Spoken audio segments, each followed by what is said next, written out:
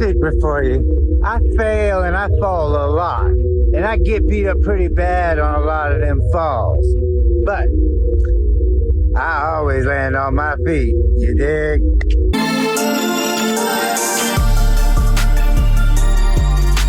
What's up? This is Just Jay, and this has been Black Box Podcast.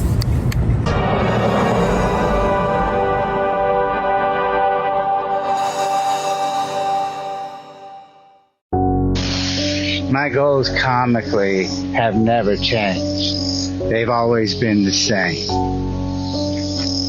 I'm wandering and performing everywhere my feet are taking me, staying available, receptive, and ready for whenever the right people see me.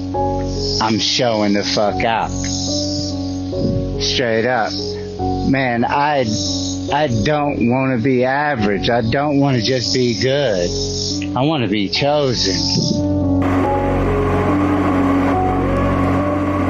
Trap City, baby. There you go.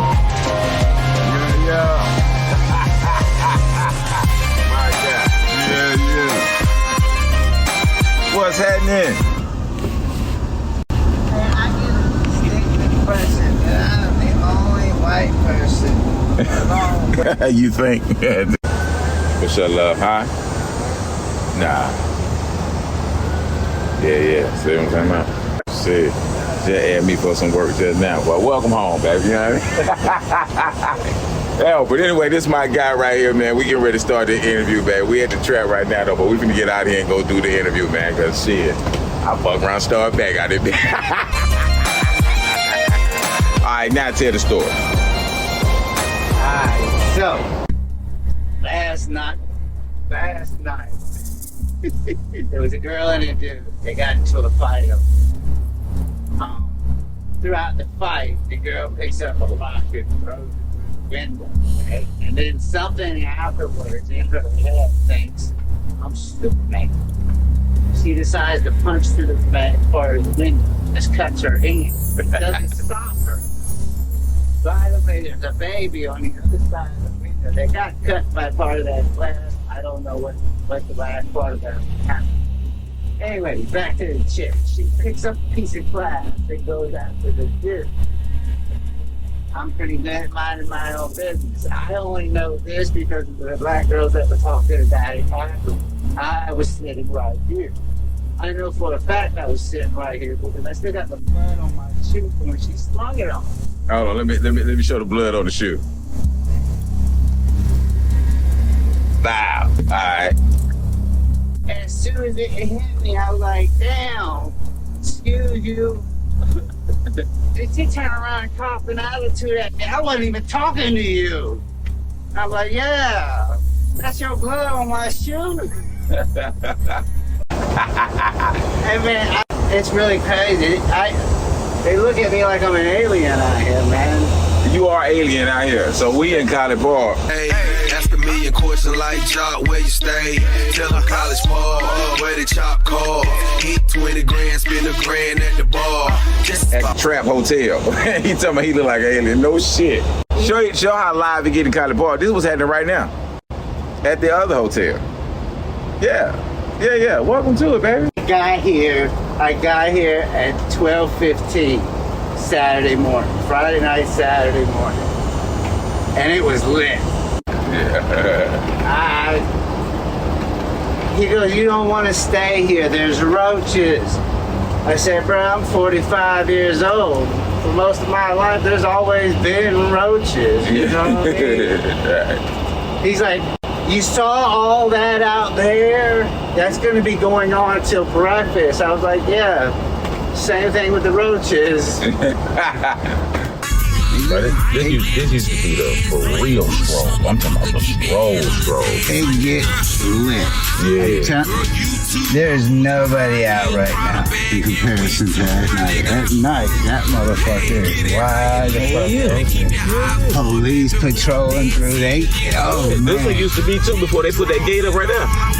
Heard me. Dance in the stands by your ball, my nigga. Dance too high in the job, laying on. The trap and the drought and the feed falling on. Georgia power, saying lights going on.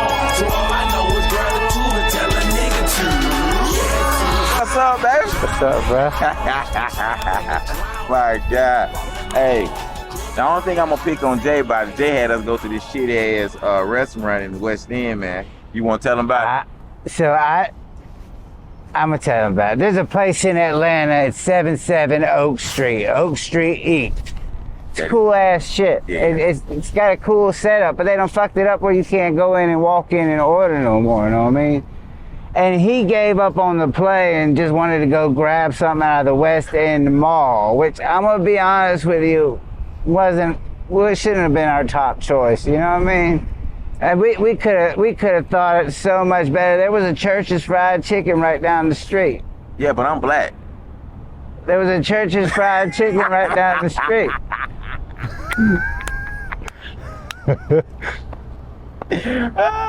I have performed in that same Church's Chicken, almost a 40-minute set. Sure did. At that Church's? At that Church's Chicken. I was sitting there talking to an old black woman and her husband and them, and they said, "What do you do?" I said, "I'm a comedian." They said, "Well, say something funny." Yeah. I said, "Your mama wears army boots." Your mama jokes never get old. No, they never do. And she's like, "Well, say something else funny." I said, "I'll tell you what, I'll tell you something that's true that you're gonna think is funny." They said, "What's that?" I said, "Everything tastes better on a cracker." Clearly you can see why we friends. Yeah. the darkness is real. So anyway, listen, we on Old National right now. What's funny is Jaden, I wonder why the sheriff is behind the truck. See that? Welcome to Old National. You gotta make sure everything gets off the truck and makes it in. This is College Park. But you better believe it. So yeah, and we in front of the liquor store, so you know what I mean? You know how that go. So Jay comes to town and he hit me. He was like, "Yo, I'm coming in, let's do some work." I say, "I bet." Jay didn't tell me where he was staying at. Jay done went on Priceline and just looked at the pictures. Man, it looked pimp as fuck. I ain't gonna lie, man. They had a cool bread spread on that motherfucker and a cool looking light in the background. I was like, oh shit, that looks dope as fuck. And I've done 2 nights at a Rose Garden Hilton for $35 a night. I have gotten lucky off of them motherfuckers. Right. And it said Travel Lodge and pictures, and it said College Park, and I know College Park is pretty ratchet, bro. But that wasn't the part of College Park I thought of when I saw College Park. I thought about that good part, you know what I mean? That's where my head went, and I thought, what? $243, 4 nights, Friday to Tuesday? Bad, right here. Apple Pay, yeah, right now. It's paid for. I gotta have that. I can't let that slip. And it said only 1 left. Oh yeah, I gotta have that. Then my phone started fucking up. I'm still in Charlotte, man. My phone's fucking up. Gotta go run to the Apple store. It was a really fucked up thing. So my phone wasn't charging, and I couldn't get it to charge. And they talking about there was like a 2-hour wait. I showed them my booking reservation. I'm supposed to be in Atlanta tonight. I really need to get on the road. Could you please just see what's up with it? They took it back and said it's charging fine now. You had marijuana packed up inside of it. You'll learn. Damn. Thank you. Yeah. Well, anyway, we're here now. And if you're from Atlanta, you know what I'm talking about. Central Station is right behind us. The liquor store is right here. It's going down. As soon as I pulled up on him, the junkies already popped up. You know what I mean? Like it's nothing. You know what I mean? The geek monsters is already out. You know what I mean? But they ain't wrong. Your ass is wrong. You ain't supposed to be. I get so many weird looks, man. Should I talk about the What? trying to check in? Oh no, we already got that. All right. Yeah, we got that on video. Let's get into this, man, because they don't know who you are. So let me let y'all know. Jay is a comedian and a damn good comedian, man. And always when I interview comedians, cause that's close to my heart. You know what I mean? I always like to get to the journey. You know what I mean? Like what got you from the Jay before comedy to the Jay that's on stage? I'm gonna be honest with you, man.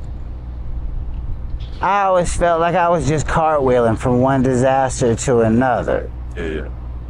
But when I look back, I came out further ahead of everywhere I started. No matter how bad it got, it always got better, you know what I mean? Okay. I came up in a fucked up household. Man, I started running away at 9. 13 was when I finally got away, you know what I mean? And I was almost immediately in trouble, you know what I mean? I could not walk away from a fight to save my life. Also, little perspective.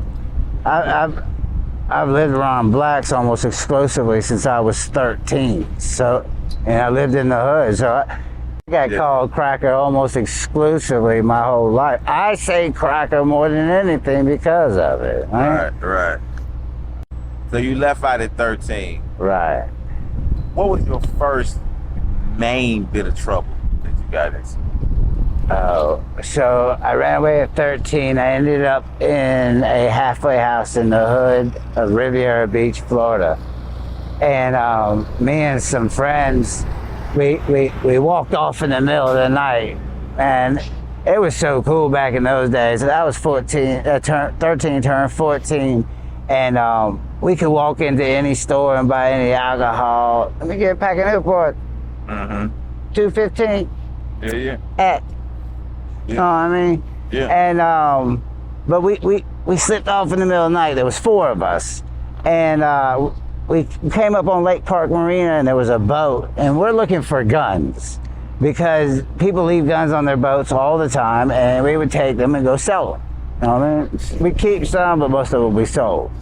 And there's keys on it, and then we got these 2 dudes from out of town with us. One of them comes up with this bright idea. Let's take the boat to South Miami Beach. And I'm thinking like a bass boat in a lake. Oh yeah, we'll just pull up and dock up like that.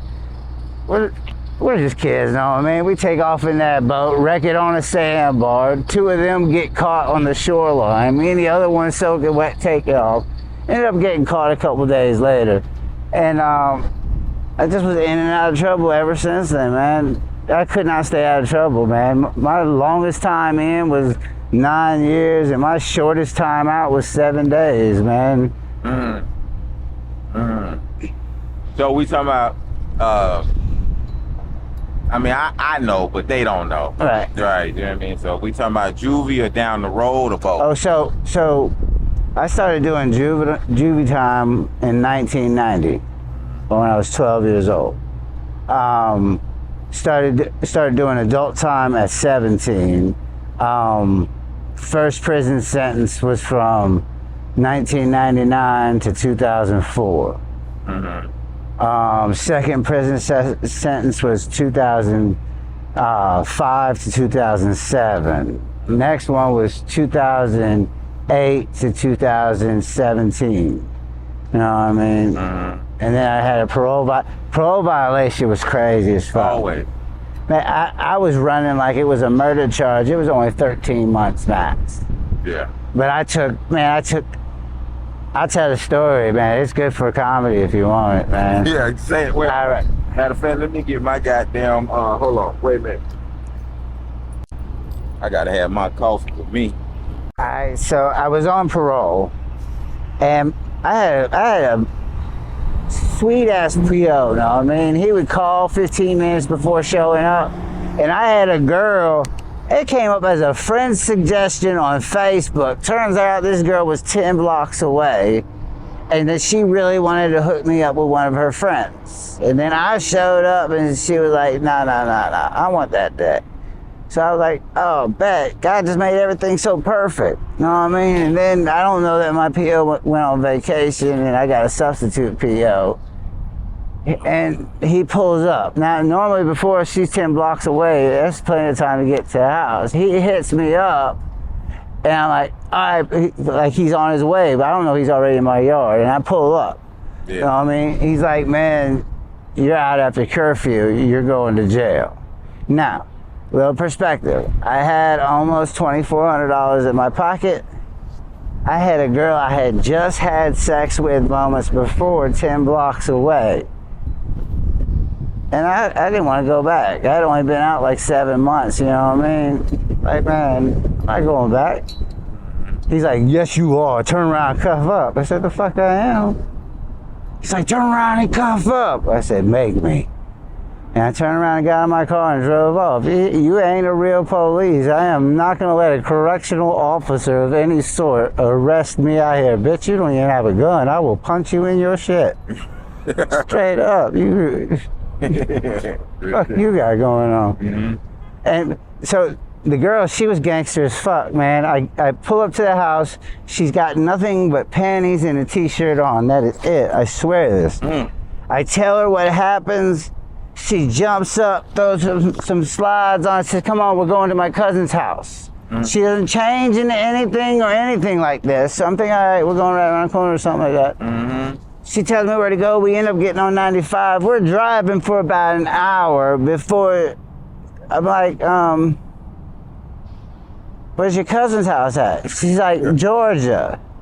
I said, why didn't you put some clothes on then? She's like, we gotta hurry. It's okay. We'll stop at Walmart along the way. All right, man. And so I said, well, we need to know what we're doing. Hit the maps. Maps tells us we gotta get off at exit 90 for Yeehaw Junction. As soon as it says that, I see exit 90 flying by on the right, and we're on the far left. Right.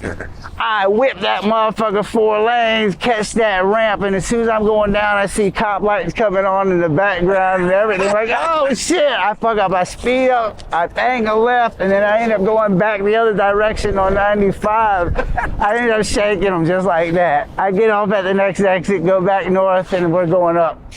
We stop at Thomasville, Georgia at a Walmart. That was back when they had the all-night Walmarts, you know what I mean? It's like midnight.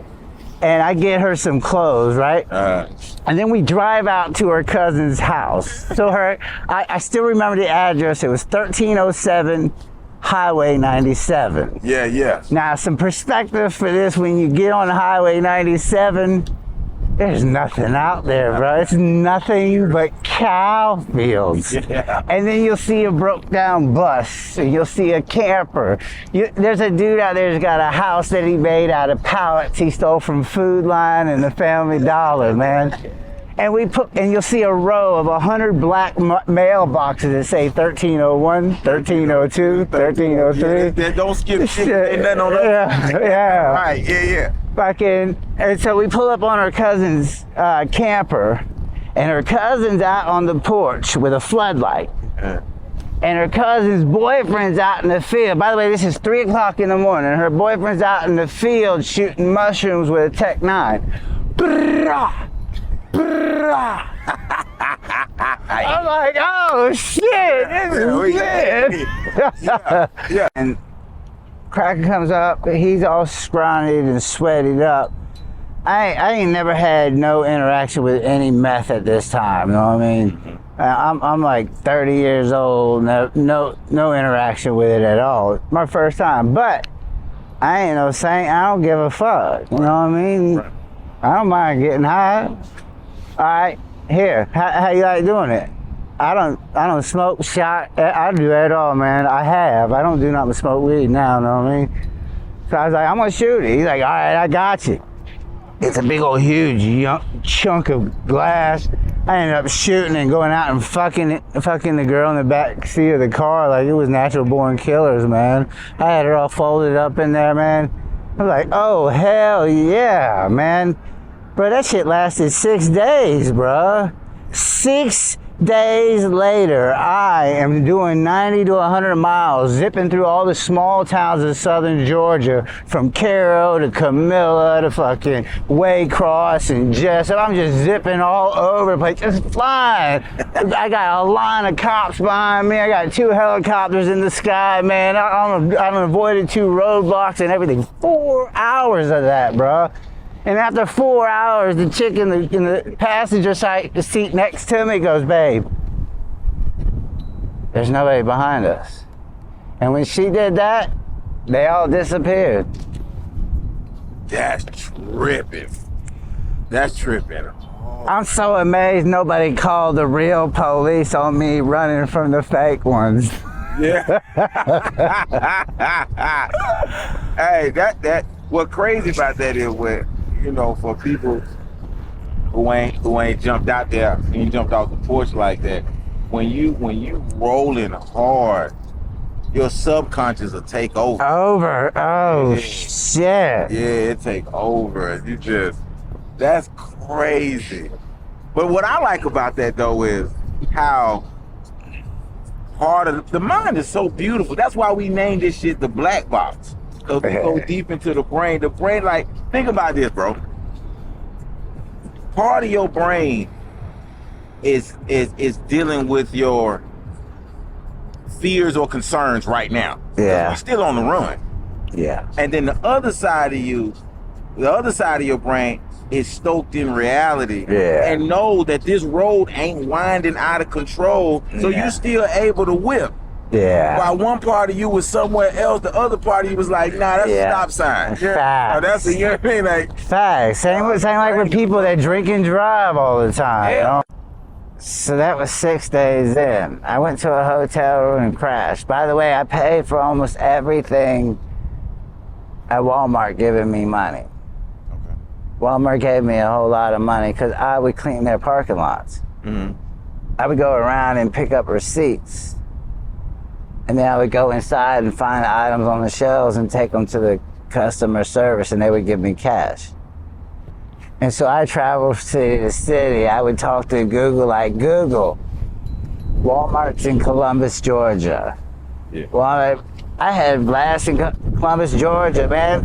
And that's another predominantly black establishment city. Yeah, Columbus. Oh, yeah, yeah. And what's funny is that right across the river in Alabama is like the whitest town. I still think Columbus is more black than Atlanta. But so, and I know I was on the run, but it really felt like I was on tour because I was all over Georgia, Alabama, Mississippi, Louisiana, cut back across, partied all up in South Carolina, North Carolina. I don't know, I done been in prison with some weird ones. I was in prison with Nathaniel Tate. You know who Nathaniel Tate is? Name something. He's the black kid, the 12-year-old black kid that killed the 7-year-old or 8-year-old black girl doing the wrestling moves. I do remember. That Johnny Cochran got him off. Remember? Yeah. They found him guilty, sent him away. Johnny Cochran got him an appeal, got him off. And months later, oh, by the way, his mom was a highway patrol. You know what I mean? Months later, he robs the pizza man at gunpoint at his house. At his house. At his house. He calls them, has them deliver it to his mother's house, and robs the pizza man at gunpoint. I was at Columbia with him in 2012, 13, and 14. He's a cool kid, but man, what fucked him up was them locking. They weren't supposed to lock him up the first time. Yeah. But they locked him up, and he got around all them convicts and everything, and they filled his head with shit that he wasn't supposed to be on. Yeah. So that was the first thing he went to, man. I don't know why his brain went to, oh yeah, I just have them come to me. They'll never know. Say that, never know. That's funny as fuck. There was a white dude, man. This dude used to talk so much shit, but he wasn't really tied in with any of the white boys like that. But he kept talking shit, and his name was 5 Shot. Mm-hmm. So I did some research on the dude, and his name was Five Shot because when he was 18, his girlfriend broke up with him. And he ran up on her and shot her 5 times in the face. Damn. He had given himself the nickname Five Shot. So I fucked him up. You fucked him up? Hell yeah. That's the type of shit I did on there, man. I ain't gonna lie to you, that is a cool name though. It is, but he wasn't a cool dude. He wasn't that caliber individual, you know what I mean? Right. Man, I got 5 swastikas, 3 sets of bolts, and an iron cross on me. I'm a convict. Yeah. But I also got a 6-point star and pitchforks branded on my chest, man. I was a G before I was anything, but in 2003, I had a G from Chicago and a G from St. Louis telling me that Hoover was trying to make a push for parole. I was like, all right. He's like, so they trying to go back to the roots of the folk nation being a black organization. So I was like, all right. So they said that they taken the white boys' rank. They could stay, but they can only be foot soldiers. Okay. I said, all right, I'm folding by. They said, what do you mean? I said, I ain't gonna stand between him and freedom, but I ain't gonna stay and not have nothing. Man, I was Crazy G, Set King, 974, Third World, Third Chapter, 6th Dimension, walking the dark side for life. I earned all my rank. You gonna take my rank? I ain't playing no more, you know what I mean? Right. Just like that. They said, well, you can't leave. I said, you can't stop me. I was always the juggernaut. That's what J is short for. Yeah. J is short for juggernaut. I'm not gonna stop. Yeah.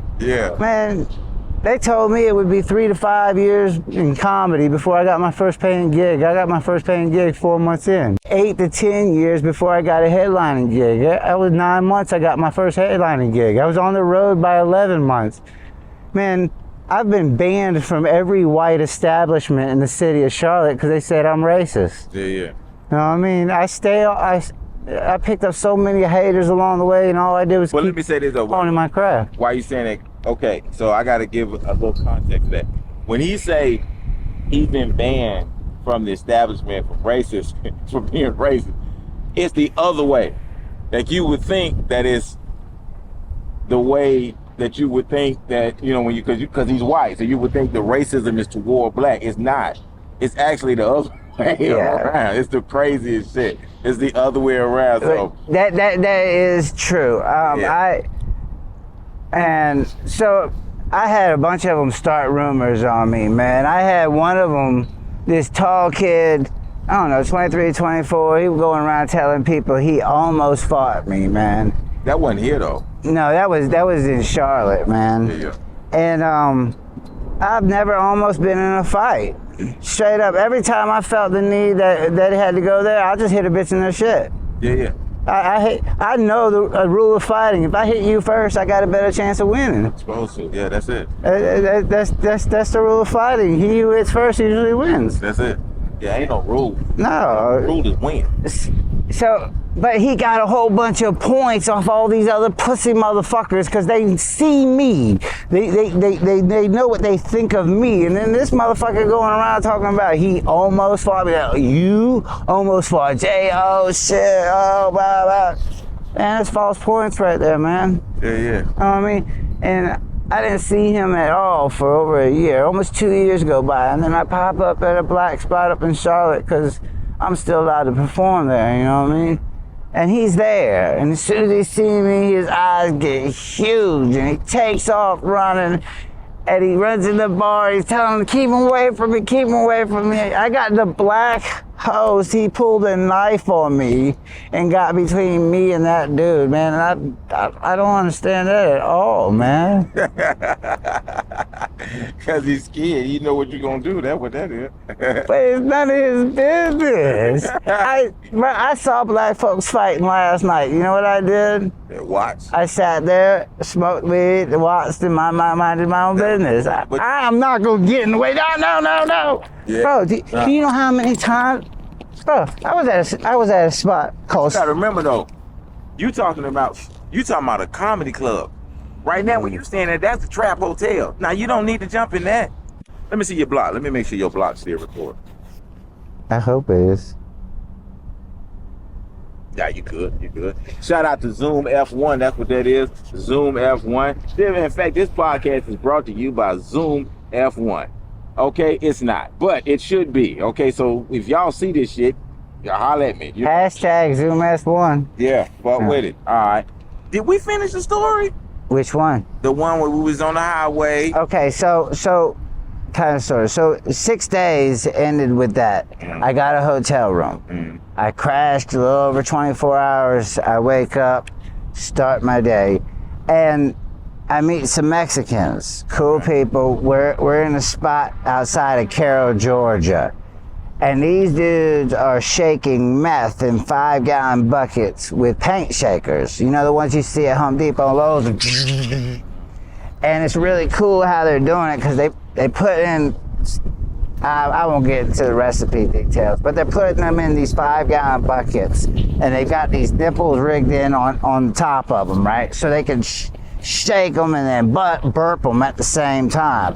And now you want to explain to them what burping mean. I know what you're saying. So burping means letting the pressure off of it. When you're shaking meth, you're putting a bunch of volatile chemicals inside of a plastic bottle. You shaking it up till you feel the pressure in it, and then you release it to let the pressure off until everything formulates and crystallizes and does what it does. You know what I mean? So, but when they're doing it in this size, they're doing it on a bigger level. You know what I mean? So,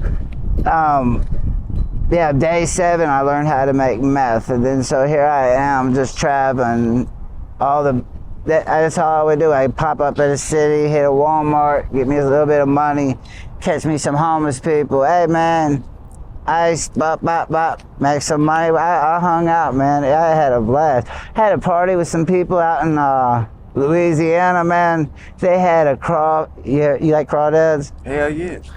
They had a crawdad boil, bro. Oof. They did 5 pots. They kept them going. They total, it was 200 pounds of crawdads, bro. Ooh. Oh, it was so stupid, man. Corn and sausage and mushrooms. It was fired with the mushrooms. And it had that Louisiana Cajun bite to it, man. Yeah. Oh, that shit was so good. I'm about to get some today. All the people that I met along that, man, it was such cool. Yeah, it was just great people. I met this white girl and this black dude, Rod and Brandy, right? They had the most beautiful trap house I've ever seen. Yeah. So they had the corner. Now the neighborhood is a 16 block, and there's only one way in and one way out. Their house is the 4th block back in the middle. So from their house, they can see all the way up. Yeah, man, in and out, right? You get one of them meth heads out there, a couple shards out there, they'll stand right at that stop sign and they'll tell you every car that comes and goes, you know what I mean? Yeah. Hung out there, and then right through the patch of woods is a Walmart, and the girl Brandy, she was fearless. Almost every single week she would go in there and load up a backpack, just stuff it full of shit, grab a bicycle and just go riding right out the store, take it right through a trail in the woods and right up to the house. And then would just throw the bike down, so all the meth heads would just come by, like rent a bike. Hey, I need a bike. All right, go ahead. Yeah. Rod, man, that dude was so good, man. So his expertise was in the middle of the night, he would go into junkyards and salvage yards and pull parts for people. Like he knew several mechanics and certain other shade tree mechanics and stuff, people working on their cars. Hey man, I need this part, this part, and this part. He'd find out which salvage yard had it or something like that, and he'd go in there and pull it in the middle of the night. Yeah. You know, we got a spot here called Pull Apart. Shout out to Pull Apart. In fact, this I thought that was a strip club. Yeah, he did think it was a strip club. Yeah, we were talking about that. Yeah, he thought it was a strip club. Hey, that would be a cool name for a strip club. But this podcast is brought to you by Pull Apart. It's actually not, but it should be. Okay, let's keep it going out there. All right. When you use the cream, it's easier to pull them apart. Right. Yeah. Yeah. All right. So, okay, so you 6 days in. 6 days in, I didn't sleep. I was hallucinating. I had cops chasing me for 4 hours. 7 days in, I learned how to make it. And it was on and popping from there. I'm on the run. Yeah. I am on the run. I am making meth. I'm not staying anywhere longer than 3 days. Most times it's a half a day or less. Yeah. Just bouncing. City. Oh, so what's the nearest city? She lists off the nearest cities like within 60 miles in each direction, and we're like, all right, then let's go see what Roberta, Georgia looks like. Yeah. Macon. All right, bet we're coming. You know what I mean? Perry, Georgia. Oh, I've been to Perry, Florida. Let's try Perry, Georgia. You know what I mean? Yeah. Hung out there. By the way, I'm on Facebook, leaving location everywhere. So I everywhere I go, all the friends that I'm talking to, my PO is hitting them up in Messenger. Do you know where Jay is at? They say, no, we know what you know. We just see what he posts. You know what I mean? Right. Motherfuckers everywhere. Everywhere. You know what I mean? I wouldn't stay. I was having a blast, man. I just did 9 years straight. Yeah. I'd only been out 7 months, went to culinary school almost the whole time, worked almost the whole time. I didn't really get to enjoy my freedom. Right. Now I got this big old fat fuck motherfucker talking about going. He don't even have a gun on him. Had the audacity to talk to me like that. Even with a gun, I wasn't gonna go, man. Right. He would have just had to shoot me, man. Yeah. Yeah. I hate the police. So how did it end up? So How did the run end? So I had a friend up here up in Charlotte. He's like, man, if you can get out here, man, I can have you making at least $3,000 a week. I bet. I get out there. On the square or off the square? Off the square. Okay. You know what I mean? So I bet. So I get up there and he's doing roof inspections. He's selling roof inspections. So the job is this. I get paid $10 an hour just to canvas. I get paid $20 a lead. That means all I gotta do is get people to say they want a roof inspection. If I get them to sign, that's $20. If they close the deal where they can get their insurance company to put a new roof on them or cover it, I get $100. Mm-hmm. And if I can talk the customer into letting us put a sign in their yard, it's $1,000 off their deductible for marketing, and they'll take $500. It's $1,000 from the insurance company for marketing, and they'll take $500 off their deductible, and I would get the other $500. Okay. You know what I mean? So I was averaging about $3,000 to $4,000 a week. And I'm staying at the Budget Inn on 74 in Charlotte. And I've been there for 38 days. It was the only place I had stopped that long. And I will go down, I pay for another week. It was $275 for a week. I just paid for it. And I walk back up and I walk in my room, and before I can even get into bed again, I hear a knock. I open the door and it's the U.S. Marshals. Police, they got some of everything. Yeah. And when I asked him, I said, man, how'd you catch me? He's like, you stopped. Yeah, that's it. They can stop. Okay. Yeah.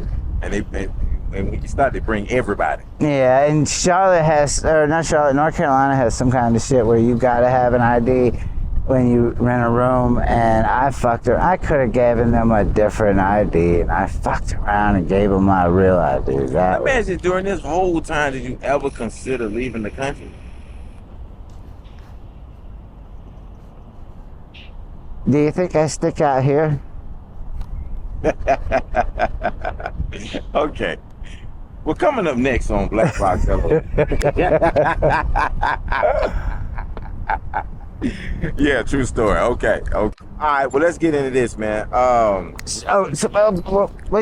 whole question was what got me into comedy, right? Right. Yeah. Okay. So, man, I've been through a whole bunch of shit, man. I got out this last time in July of 2019, and in Florida, everybody has to register. Right. In all the other states, only sex offenders have to register. Every felon has to register in Florida. I'm a career offender.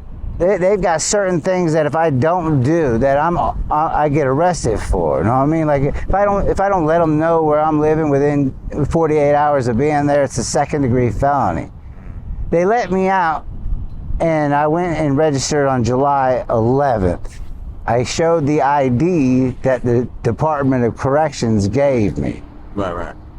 On July 17th, I got a message saying I needed to come back and re-register as a career offender. So I went back on July 18th, and they arrested me for failing to register and failing to change the address on my ID, the same ID that the Department of Corrections gave me. Mm-hmm. And they held me for 40 days, and that fucked 40 days. Get the fuck out. They held me for 40 days, and that fucked me up because then I wasn't a prison releasee no anymore, so I wasn't able to get nothing. Oh. You know what I mean? Couldn't get food stamps, everything I'm telling you right now, I can show you in text messages and screenshots that I've kept. I couldn't even get into a homeless shelter because of it. Yeah. They banned me on all of that. You know what I mean? And I found an abandoned pickup truck on the backside of a field, and I just started working day labor. On the third day of day labor, I went by a Metro and I bought me a phone. And I kept going to the day labor, and I'd show up, be like to the bosses, hey man, instead of paying them $15 an hour to pay me minimum wage, just call me, man. I don't give a fuck. I show up. You know what I mean? I just hustled, man. I got my license back December of 19. I bought my first car in February 2020, you know what I mean? As soon as I got that car, see, in Florida, I had to go in and let them know 72 hours before I left the state of Florida. Otherwise, they would have been able to bring me back on a second-degree felony, you know what I mean? Yeah. And I left, man. I drifted through Georgia for a bit. Man, met a really cool chick in Savannah, man. Richmond Hill, same area, but I ended up back in Charlotte, you know what I mean? Not just been building there, you know what I mean? And the Wednesday before Christmas 2021, before that, July of 2021, I went and caught an open mic. I had never done comedy before. I just went and caught it. What made you catch? Oh, you went to go see one, or you went to go participate? I went. The week before, I went to see it. Okay. And I watched them, and I was like, man, I can slay these dudes. Okay. They're not even funny. You know what I mean? And so I show up. This is how I roll. It was a white establishment. I showed up with 8 black folks from my work. And we was hanging the fuck out. I'll show you the video. You hear all my people were in the background. You could tell. No? Yeah. Make sure you send it because I'm gonna put that on the podcast. All right. Yeah. So anyhow, so I slay it. You know what I mean? And I go on about my business. I don't think nothing of it, but it keeps in the back of my head. It keeps in the back of my head that I should go back. And finally, I see a flyer saying, if you perform with your shirt off, whether you're a guy or a girl, you get an extra minute. Mm-hmm. So I was like, all right, bet. So I'm putting together a 6-minute set. Blah, blah, blah, blah, blah. I've never even really written a joke. I record an idea on my phone just so I can play it back to me, and I just play with it in my head. I'm a storyteller anyways, you know what I mean? And Hold that for a second. Yeah. Let me say something. So, first of all, y'all gotta tell them your Instagram. Oh, if you want to look for me on Instagram, just look for videos under 50 Shades of J. That's hashtag 50 Shades of J. Yeah. They're doing really well on Instagram right now, so they come up easy when you look for it. I'm on my hashtags on all social media is 50 Shades of J and Just J, hashtag truth, hashtag life. My spelling on my 50 Shades of J is 50 Shades of J, but like on TikTok it's 50, not 50. Okay. But it looks like 50 Shades of J spread out with the underscores, know what I mean? Okay. Same thing with Instagram, but you can just look for me under my content under 50 Plus, Shades I'm of gonna J. put the links in the description. So, man, so I built me a set and I go in and I spent my whole life locked up. So I size people up. Absolutely. I automatically know whether they're a threat or a value. It doesn't have to be a physical threat. It just I can already pick people out, and I hear it really seems a whole lot easier with the people that I've been dealing with. But immediately I noticed that everybody in the Charlotte comedy scene talks shit about everybody else, and then played friendly when they were in front of each other. Yeah. Hey man, what you see is what you get with me. I'm not fake. I'm not gonna play fake. I'm not gonna pretend like I'm okay with you. You know what I mean? So there was one faction of chicks. They didn't like the fact that I say bitch and cunt a lot and told a lot of fat girl jokes. You know what I mean?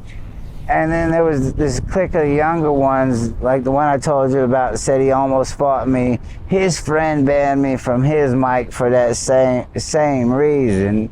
And it was just all, dude, the same dude I just told you about, he invited me to go to the strip club. He was 20 years old. I said, bro, I wasn't sneaking in with minors when I was sneaking in. I'm not sneaking in with a minor now, man. If you get in, all right, good. But at that time, man, I had just came off the streets. I had been living in my car the whole time I've been in Charlotte. And I'm not going and giving my money to some fucking ratchet chick. And the strip club they were talking about was a place called Crazy Horse. It's got a one-legged stripper, man. You know how crazy that is? I know a one-legged girl in Colorado. This is a true story. Bless her soul, Nikki. She's the coolest girl in the world. I don't know the whole story, but she lost her leg in a car accident. It was ripped off. Ooh. Yes. I don't know what you know about female genitalia, but it's pretty close to the leg, especially when it's ripped off. Yeah. So as circumstances go, without having that leg no more, her vagina has kind of migrated a bit, so it looks more like it's a pocket.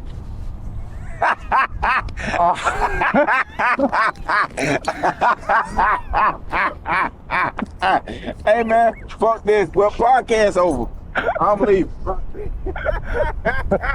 Hey, you stupid as fuck. Okay, all right, keep going. You're stupid in here. It seems like a podcast. Yeah. We gonna get in trouble. We gonna get in trouble. She's cool. She co-signed it. She's cool as fuck. So I only talk to her when the clouds clear. Right. Oh, so true story. She's only got one leg, and she lives in a town in Colorado called Cripple Creek. Which, if that's not irony at its best. But so she has weed cards. She gets large amounts of weeds, Yeah. and she knows all. They got some really cool deals. Like you got weed stores that'll say Midnight Madness at midnight. Everything is 60% off. Yeah. Oh, bet. You know what I mean? And I used to go there and then crisscross over to Boston. I like Florida edibles the best, man. Really? All they got is medicinal, bro. So their standards are so much higher. They've got these gummies, bro, that they use for people that are quadriplegics and paraplegics with the phantom pains. Yeah. Bro, they're fast acting. So you eat it. You're dead sober. You eat it. And in 10 minutes, and you get the indicas, you are in the couch. Straight up. Fucking sativas have you beaming. Oh, shit. Yeah. Man, that weed out of Colorado, though, man. Yeah, that's shit. Yeah. All right, so you tell me about old girl. Yeah. One leg. Right. All right, then what happened? All right, so, man, she's just one of the ones that helped me along the way, man. But as I'm going, I'm watching everything that's going on. These are these same comedians that are trying to give me advice. They kept giving me bullshit advice, telling me jokes to drop, and audience members that see me one time, what happened to this joke? Oh, people told me I should drop. No, man, that was funny as fuck. Bring that one back. So I stopped listening to them, period. I realized that they were only trying to stunt my growth on it, you know what I mean? And I move differently, you know what I mean? Mm-hmm. they were so set on this is how it's going to be. Everybody does this. That's not how I move. You know what I mean?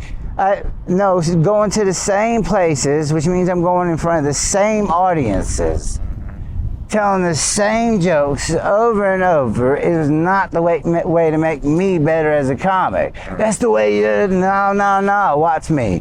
And so I started bouncing around, and they'd already banned me from everything. And so I started catching black mics, but I wouldn't just catch comedy mics. I started doing what I called invasion mics. I would do spoken word in poetry rooms. I did a book signing. Wait a minute, hold on. Shout out to my boy Big Rob. Big Rob do the same thing. Big Rob out of Cali, you know what I mean? In the Bay Area, what's happening? Yeah, he do that too. He get the what you call them, invasion mics? Invasion mics. Invasion mics too. Yeah, so man, I met some really cool people. Sir Abstracts, poet named Superman, Queen T. Man, Doc Love, man, I've met some really cool elites, Drew Billions, and I got to see it on another level, you know what I mean? Because they weren't gonna break their own rules. If you show up and you can perform, you can perform. Absolutely. And I would get up, and at first, because almost every establishment I go to, other than the napkins, I'm the only thing white. You know what I mean? And and so their faces would be balled up. Like, we're not gonna laugh at this cracker. I don't care what you say. We're just gonna wait till you get off and go back to doing what we were doing. You know what I mean? Right. Everybody's got that collective. And then I would catch a snicker. Right. And a giggle, see some black girl in the corner cross her legs and do this shit. Right. Okay, I'm gonna have to say this though. This also was funny. When he said snicker, I guarantee somebody there was like, hold on, that was close. That was close. That was close. Yeah. All right, go ahead though. Yeah, so they cross up, covered, and before I know it, I got them laughing. And, Absolutely. And it made it easier to hone my craft, because I'm not a one-liner anyways, you know what I mean? Yeah. So not only do I have to make sure I keep you hooked, you're not distracted what's going over here, trying to have the conversation, none of that. I gotta keep you hooked to it, dropping punchlines the whole way. Yeah. And black folks are the hardest to entertain anyways, you know what I mean? And so I was just honing my craft. I don't know. I met some really cool people along the way. Let me ask you this. So, in your process of how do you hone your, like, what's your writing process? So I don't write. If I come up with an idea, I'll hit my phone and I'll record it. Okay. I'll say it into it. Man, I've seen so much. I've read so much. You know, the thing is, I'm gonna tell you like this, man. When you, I gotta say this. All right. Racism, like race. Racism is necessary for the cooking. And here's the deal. It's a necessary evil if you live in the United States. There's no way around that. Only people that see racism as a threat are the people that only see right here. That absolutely, 100%. Let me explain something to you. 100%. This is just a prison. This is a level of prison. Your prison walls are Canada, Mexico, the Atlantic, and the Pacific. You can't leave. You're not allowed to leave. If you leave, it's called escaping. Right. You understand what I mean? So you're locked here.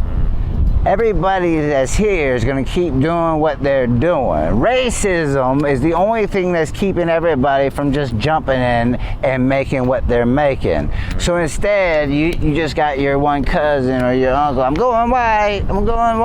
It's a little gradual thing at a time. You see the consensus. They don't give a fuck about those people as individuals. Absolutely. They see them as ingredients. They know what those genetics are, and this is what they're allowing. And if you look at the cities, that's their breed that they're making. They've got their makeups. You know what I mean? Yeah. Everybody's just looking at what's going on in the pot right now. Yeah. They got their own. They're making their own right now, man. I always say circumstance is the great equalizer. So regardless of, Yeah. you know what I mean? I agree. Where you are, where you from, where you came from, like all that shit, the circumstance that we in now, because the end all be all is survival. Facts. You know That's what I it. mean? And That's so, it. yeah. Survival is first. That is key. That is everything. Yeah. This You know is what I mean? true story, bro. I stay with Latinos when I go to Florida. Absolutely.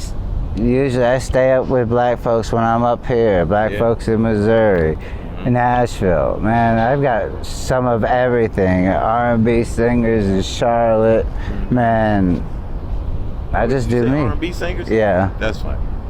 That's funny by itself. Man. Okay, so what's with the hook? The hook. So that's not really a hook. See that? There's a sailor. It's not a sailor, actually. Those are war hammers. So I know they've cartoonized it with comics and the movies, but Thor, it was in the Norse god pantheon, and he had these hammers, war hammers, that would look like this, and they would be shaped like this, so that when they would throw, no matter how they landed, they were gonna fuck you up. Right. You know what I mean? And so I got them on both hands, so that when I got into a fight, man, I'm not playing with nobody. Every prison I've been to, my number one rule is this: if it's worth arguing about, it's worth fighting about, and if it's worth fighting about, it's worth dying about. That's where I'm going with it. I don't want to argue.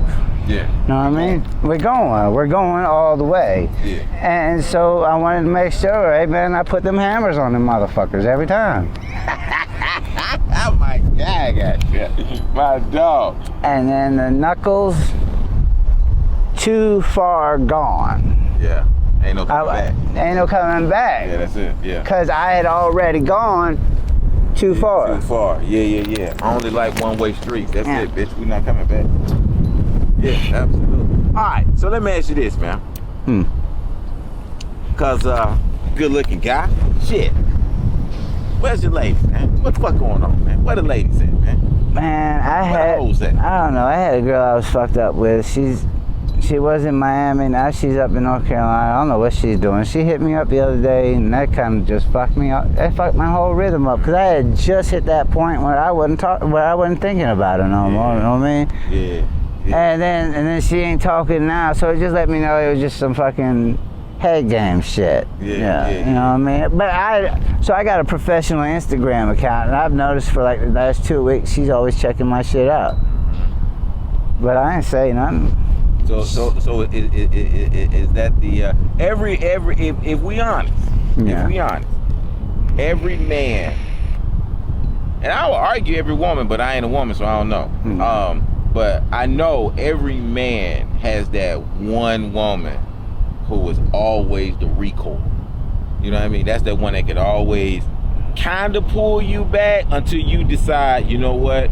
It's either the thought process of we gonna one day get back together or fuck that bitch. It's one of the two. She might be that one, but I know every guy is supposed to have those, but man, before I fucked with her for 15 months. Before that, man, my longest relationship was 5 months. I'm not nice to women at all. I call them bitches and cunts.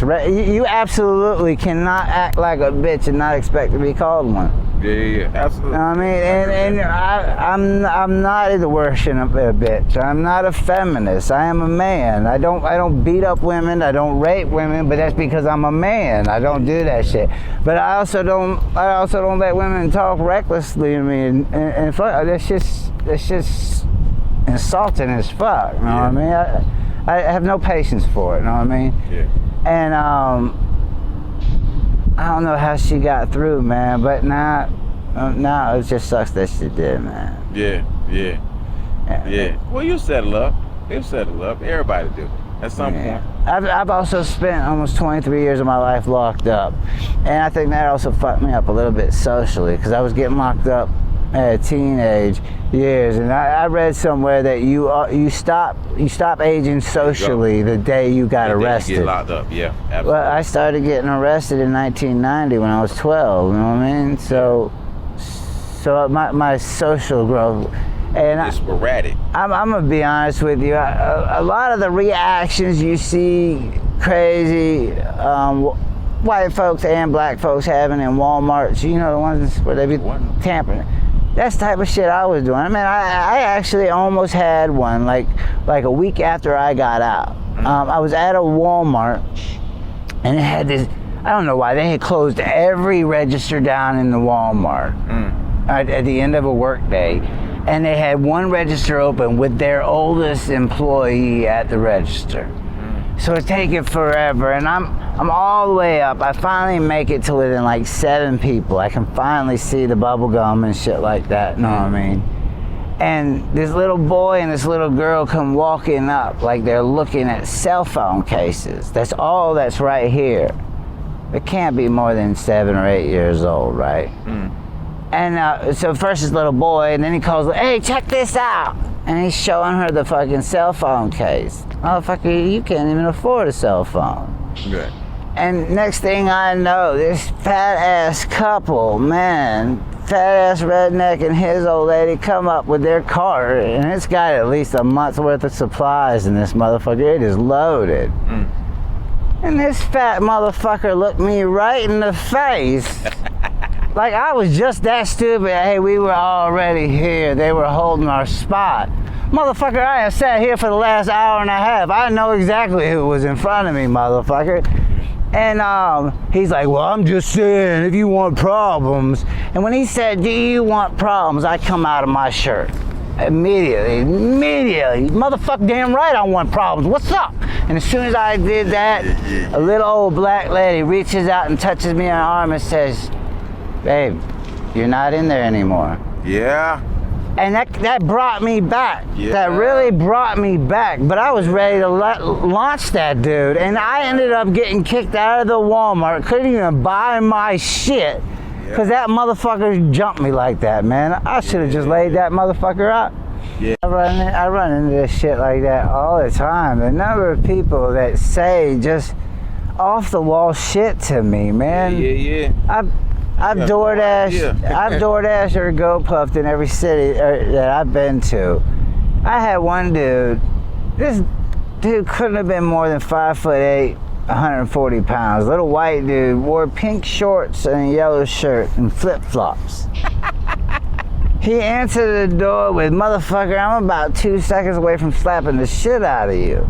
He said that to my face. Yeah. So you better stretch them seconds out. The moment you slap me, it's nap time for you, bitch. Yeah. Straight up. And then his old lady tried to say something, ma'am, I absolutely don't give a fuck about fucking you up either. Straight up. Right. I'm not leaving no witnesses. Yeah. You're getting the same thing he's getting. You need to shut the fuck up. Yeah. I don't understand. They see this shit on TV and think it's lovely. And man, I'm not saying everybody with tattoos is dangerous, but man, I don't think everybody should be able to get tattoos. So, I will say this: I don't think everybody with tattoos is dangerous, but I will say this though. That's what they're looking for. That's what they're going for when they get the tattoos. Yeah. So people are deceived because they see all these other pussy motherfuckers marked up. See, back in the days, only your toughest motherfuckers had the tattoos. You didn't have all these Rudy Poo soccer moms and finance officers. Yeah. Yeah, and a lot of people got tattoos that don't have no meaning. You know what I mean? It also was, when you got a tattoo, it meant something. Yeah. Now, you got a lot of people got tattoos. Like you might have a sleeve. I had a person. I ain't gonna say his name because he know who he is. I'm just gonna say what he did. He got Chinese writing on him, and he don't even know what the fuck the shit means. Yeah, you don't know what holds esoteric and exoteric properties. You don't know. Yeah. And you don't know if you don't speak that language and write that language, you don't know exactly what you're putting on. And you know, everything loses translation or meaning, or the translation and meaning changes with just a sleight of hand or whatever. So you don't know what you're putting on. You don't know what you're trapping in your body, introducing to your body, attracting to your body, because you just put a foreign symbol on you, man. I'm not. So let me ask you this: Are you a spiritual guy? Do you believe in God or? I believe, man, I believe there's a higher power. I believe there's a creator. I don't know whether or not he's involved in everything, or if the definition of free will is that, hey man, you're out here doing your thing, do your thing, man. I don't know, but I am going to say in more in recent months, there's definitely an unseen factor manipulating things in my life, and not just in the last few months. I can remember a time, middle of the night, maybe a year and a half ago, I had just got done here. I had to be in Charlotte the next day, so I'm riding back from here in the middle of the night. I fell asleep at the wheel. Yeah, I did that. And I woke up to the wheel being snatched from me. Now, I know it sounds crazy. I was in a car by myself. What woke me up was feeling the wheel snatched, like it snatched this way. And when my eyes came open, headlights were flying by me on this side. Yeah, something saved me, man. I don't care, yeah, man. Okay. So let me ask you, man, we'll close this thing out, man. We're going to have to do a part 2. Goddamn, we've been talking for an hour and 17 minutes. Because I like to do this kind of shit, man. Where do you see yourself? Because I like to do an accountability at the same time, you know what I mean? So where do you see yourself in 6 months? What should you have accomplished in comedy in 6 months? In 6 months, I'm gonna interview again. We're gonna see if you. I'm not really sure on that. I definitely want to try to get in front of Joe Rogan and kill Tony in the next 6 months. Yeah. Hopefully sooner rather than later. I got a homie. I see if I can't find it. I got a homie who did kill Tony. I'm sorry. I got a homeboy out there. He's hosts a room at a Hooters in Austin. Okay. And he gave me the rundown on it. So the Joe Rogan's got the mothership on Sundays and Kill Tony on Mondays. Yeah. I'm gonna go out there and just take my best shot. He's like, man, people come out here all the time. All they got is a joke, and they're trying to blow up off that joke. He's like, man, you're funny as fuck, and you got a story. They'll eat you up. Yeah. I think Joe would love it. The only thing is, I don't think Joe is there most of the time. Hey man, I get lucky, man. The one time I performed at Trap City, T.I. was there, and I ended up hanging out with him and his goons. Yeah. Clowned on one of his goons in the audience. My dog. Yeah. He's like, say something funny. I say, that's my middle name. My pronouns are cracker and retard, and I can say them both because I am one. Yeah. Oh, you know what? Let's do this, and then we're gonna get back to the 6. Okay. But so he has on his Instagram, y'all to see it. Every day he brings out a secret. Here's a secret for you. I fail and I fall a lot, and I get beat up pretty bad on a lot of them falls. But I always land on my feet. You dig? Yeah. What made you start doing the secret post? So I started off with this red mirror, right? And man, I would just say shit to myself. It was just reflections on shit that was going on and shit that I've come to. And there's some things that just keep recurring to me, like common sense ain't so common. You'd be amazed at motherfuckers that just ride around on autopilot. You know what I mean? They're not aware of nothing. You know what I mean? And everybody lies. You know what I mean? It does not matter whether or not they meant to lie in the moment. If it doesn't come to fruition, it was a lie. And I know shit comes up, and you got a lot of people that when shit comes up, they just roll with it. But hey, man, we made plans. I was expecting this. You know what I mean? Integrity isn't a big thing. You know what I mean?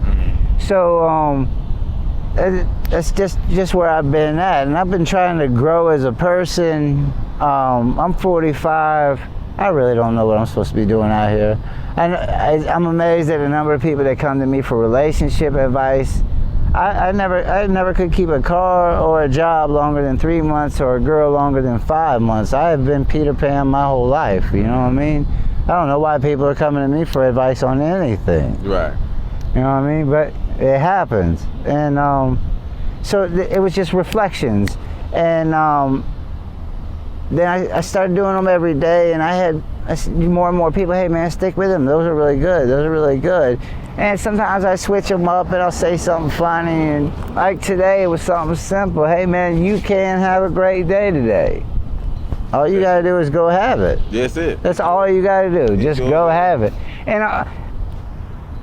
that's probably been the biggest change in my life, is just being thankful, man. Yeah. Man, I don't have a great life. I don't have a whole lot going on. But I got a whole lot more going on than I had the day I got out. Yeah. You know what I mean? It's a work in progress. It's getting better. Every single time it gets better. Yeah. Just gotta stay with it.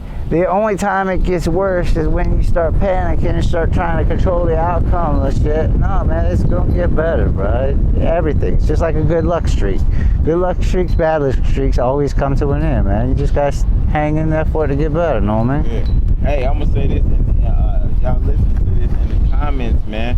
Tell him to go and start the podcast. I've been on Jay trying to get him to start his goddamn podcast, because he got shit to say, he got a story to tell, and he got a hell of fire wisdom. Start the goddamn podcast. So anyway, I'm gonna keep saying it, but I need y'all to say it too. Tell him he need to start his podcast. I can already put him on. If you don't think we think on the same wavelengths, I'm gonna say like this. I do not believe everything is forgivable. All sins are not forgivable. Not even the Bible says that. If every sin was forgivable, God and Satan would still be homeboys living in the same neighborhood. True story. True story. All right, so now let's get back to the 6. Yes. All right, so we got Kill Tony, Joe Yes. Rogan, anything else?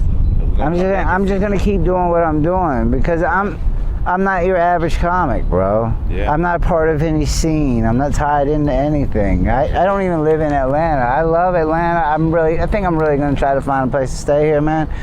But I'm not. I've performed in Charlotte, Greensboro, Atlanta, Augusta, Nashville, Knoxville, Miami, Orlando, and a bunch of small towns in between, man. You in New York yet? I ain't been to New York yet. New York. I know it's gonna happen, Yeah. but New York good. I really don't know what planted this in my head. But right about the same time, the light kind of went off in 2019, right before I went out. I just say I'm available, receptive, and ready. That's it. Yeah. Hey man, you think you can? Yes. And I kind of got fucked up. One of the first movies I saw coming out was Yes Man with Jim Carrey. Jim Carrey, you know what I mean? And so I've been trying to do that, even if it's just outside of my wheelhouse. Hey man, yeah, I got you. Yeah, I got you. Yeah, say yes. Yeah. There's a what's his name? My guy. Keller Williams. Yeah. So he has a book about saying yes. Just, you know what I mean? Just be open to the opportunity that comes, because that particular opportunity that you're saying yes to may not work out the way you wanted to, but so many other things happen in the process of you taking advantage of that opportunity. Yeah. Bro, we're gonna go and do a part 2 of this. We'll close this thing. All right, man. Anything you want to let the audience know? Everything tastes better on a cracker. My dog, man. Hey, Blackboxlol, you know how we do it, man. We get deeper, man. This was another great episode. My man Jay, Juggernaut, you know what I mean? Y'all make sure y'all follow him, y'all support him. This is a good brother. His artistry ain't to be fucked with. Don't come to his show if you're sensitive, though. I'm giving you fair warning. That's my warning right there. If you're sensitive, don't come to the show. But if you want good fucking comedy that has been labored over, this man been sitting over the stove cooking this comedy, this is who you want to fuck with. My guy. Thank you for coming on the show, Appreciate man. you, Yeah. Everything tastes better on cracker.